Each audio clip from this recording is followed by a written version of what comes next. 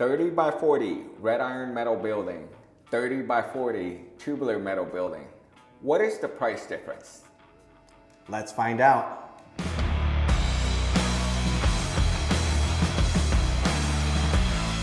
Welcome backpack. This is Adbeel from WolfSteel Buildings, and we have a special guest with us today. We have our building manager, Roy. Welcome to the channel, Roy.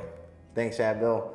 Hello, everyone. I'm Roy. I'm a little bit nervous. I'm usually not behind the camera. It's my first time doing one of these videos, so a little bit nervous, but excited at the same time. Yeah, no, and then this is actually going to be a great video to have you on the channel because we got an exciting showdown. A lot of our clients have been asking, what is that difference between a red iron and a tubular? And in this video, we're doing a 30 by 40 red iron and a 30 by 40 tubular building.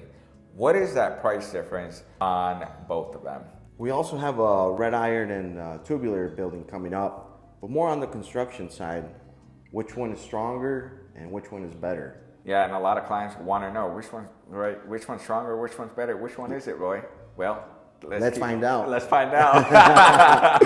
Exactly it. So don't forget to subscribe. Let's get this pricing comparison started.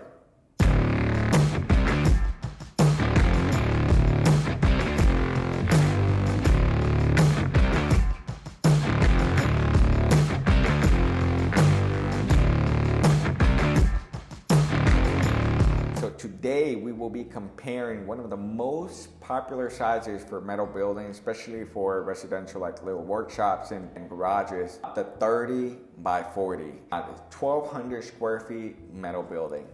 Now we will be creating two designs, but we will be providing you four different prices. So basically there's a lot of things that you can do on your building that can affect the price. Yeah, you'd be amazed how small little details can add up and then end up costing your pockets. Absolutely. But for this one, we're going to try to control it by having just a 30 by 40 metal building with a steel door and a 10 by 10 roll-up door. We're not going to do the normal mobile home door that is very, very common on tubular metal buildings. We're doing a steel door because that is what we can offer for both projects, red iron and a tubular. So it's a apples to apples comparison. Also, this is for Texas only, not including the areas close to the Gulf. Every pricing is different depending on area due to different codes. For example, you wouldn't have a building that's constructed in New York that has heavy snow loads. It wouldn't be constructed the same as it would here where you have higher wind loads. So we want to compare apples to apples in this comparison that we're going to do. And we only serve Texas, right? Yes. We only serve Texas. So right now you're going to be seeing a table pop up on the screen, which we might have to look at the screen while we talk to you guys. But on the table, on the column on the left hand side, you will see 4 line items. And those are the tubular and red iron options. Let's break them apart for you.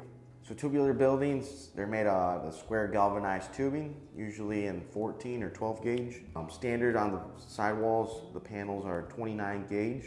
They're considered light frame construction and typically come horizontally standard on the walls, but can also come with the orientation of vertical wall panels.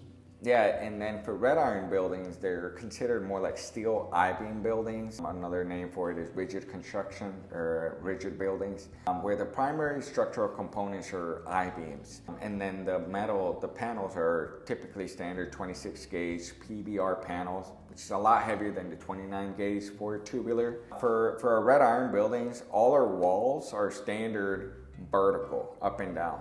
But when it comes down to red iron, you can actually get two different types of construction really.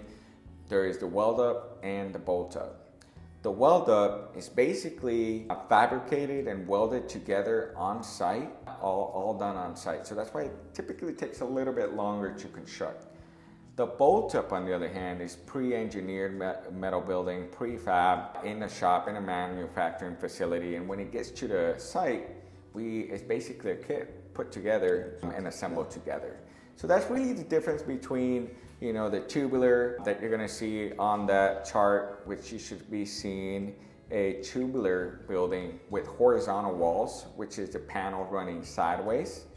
And then you got a tubular with vertical walls, which is the panels running up and down. And then the red iron weld up, which is basically a metal building with I-beams, but it's fabricated on site. And then we got the red iron bolt up, which is a pre-engineered metal building that is bolt up on site. So all those four options you can get in a 30x40 size.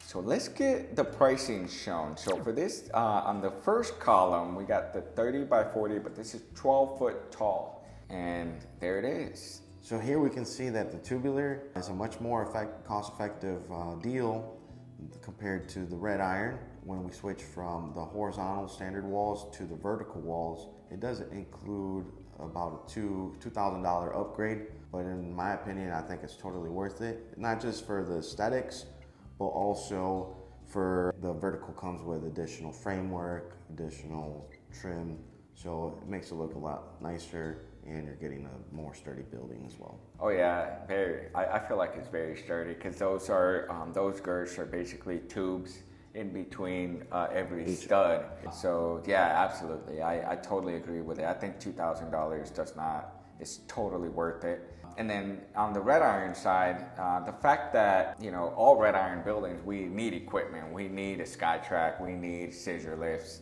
and it's needed because of the materials. The materials that we use there are a lot more heavier. Some of these I-beams weigh a lot. For the tubular buildings, like a 30x40 by 12, a 3-man crew can definitely put that up, no equipment needed.